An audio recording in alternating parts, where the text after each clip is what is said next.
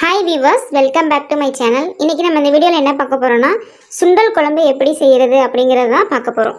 வீடியோக்குள்ளே போகிறதுக்கு முன்னாடி நீங்கள் இந்த சேனலை சப்ஸ்கிரைப் பண்ணலன்னா இந்த வீடியோ கீழே உள்ள ரெட் கலர் சப்ஸ்கிரைப் பட்டனை கிளிக் பண்ணி அப்படியே பக்கத்தில் பெல் சிம்மில் கிளிக் பண்ணிடுங்க. அப்போ தான் நான் போடக்கூடிய அப்கமிங் வீடியோஸ்லாம் உங்களுக்கு உடனுக்குடனே நோட்டிஃபிகேஷனாக வரும். சுண்டல் குழம்பு செய்கிறதுக்கு 100 அல்லது 150 கிராம் சுண்டலை முன்னாடியே நம்ம ஊற வச்சு எடுத்துக்கணும். அப்படி இல்லைனாலும் சுடுதண்ணியில் ஊற வச்சாலும் சீக்கிரமே ஊறிடும். ஊறினதுக்கப்புறம் அதை நம்ம வேக வச்சு எடுத்துக்கணும். புளியை இந்த அளவுக்கு முதைய தண்ணியில் ஊற வச்சுக்கலாம். அப்போ தான் காய் வேகிறதுக்குள்ளே புளியும் நல்லா ஊறிடும். அப்புறம் 3-4 சின்ன சைஸ் பெரிய வெங்காயம், அப்புறம் 2 தக்காளி, கொஞ்சம் தேங்காய், இது எல்லாத்தையும் ஒரு மிக்சரில் போட்டு நல்லா ஃபைன் பேஸ்ட்டாக அரைச்சி எடுத்து வச்சுக்கோங்க. ஓகே, இப்போ நம்ம ஸ்டவ் ஆன் பண்ணிவிட்டு அது மேலே பாத்திரம் எடுத்து வச்சுக்கலாம். இதில் நம்ம சமையல் எண்ணெய் ஃபஸ்ட்டு ஊற்றுவோம்.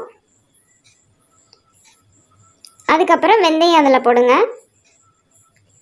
வெந்தயம் பொன்னிறமாக மாறட்டும், அது வரைக்கும் கொஞ்சம் வெயிட் பண்ணணும். பொன்னிறமாக மாறினதும் ஒரு 5-6 பெரிய வெங்காயம் கட் பண்ணி வச்சுருக்கேன், அதை இதோட சேர்த்து அப்படியே இதோட இந்த எண்ணெயிலே வதக்குங்க. வெங்காயம் ஓரளவுக்கு நல்லா வதங்கினதுக்கப்புறம் இதோட நம்ம கட் பண்ணி வச்சுருக்க காயெல்லாம் சேர்க்க போகிறோம். நான் என்னென்ன காய் எடுத்திருக்கேன்னா, கத்திரிக்காய், முருங்கைக்காய், உருளைக்கிழங்கு, அப்புறம் 2 பச்சை மிளகாய் எடுத்திருக்கேன்.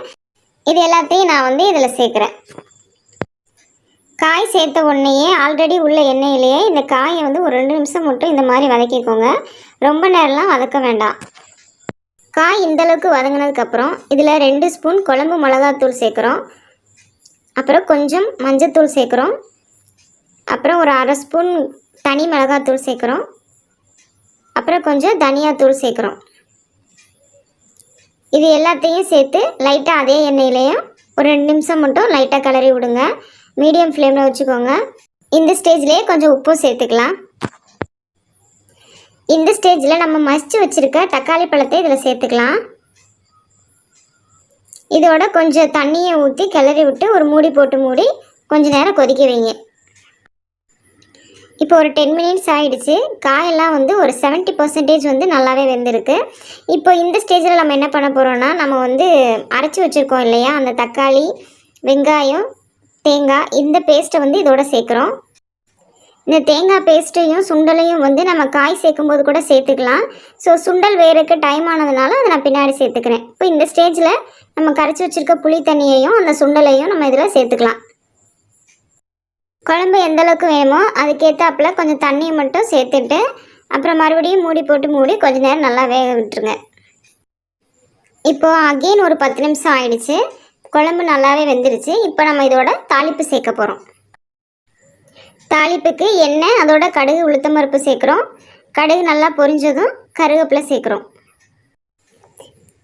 இப்போ இந்த தாளிப்பை நம்ம அந்த குழம்புல சேர்க்குறோம். அவ்வளோதாங்க. இதோட இந்த கொத்தமல்லி தழையை மேலாப்பில் தூவி விடுங்க. அவ்வளோதான், சுண்டல் குழம்பு ரெடி ஆயிடுச்சு. எனக்கு குவான்டிட்டி அதிகமாக வேண்டதுனால தேங்காய் பேஸ்ட்டு அதிகமாக சேர்த்துருக்கேன். நீங்கள் தேங்காய் பேஸ்ட்டு கொஞ்சம் கம்மியாக சேருங்க, அதுதான் ரொம்ப நல்லாயிருக்கும். இதே மாதிரி நீங்களும் வீட்டில் செஞ்சு பாருங்கள். டேஸ்ட் எப்படி இருக்குன்னு மறக்காமல் கமெண்ட் பாக்ஸில் கமெண்ட் பண்ணுங்கள். இந்த வீடியோ உங்களுக்கு பிடிச்சிருந்தா லைக் பண்ணுங்கள், ஷேர் பண்ணுங்கள். சேனலை மறக்காமல் சப்ஸ்கிரைப் பண்ணிவிடுங்க. தேங்க்யூ.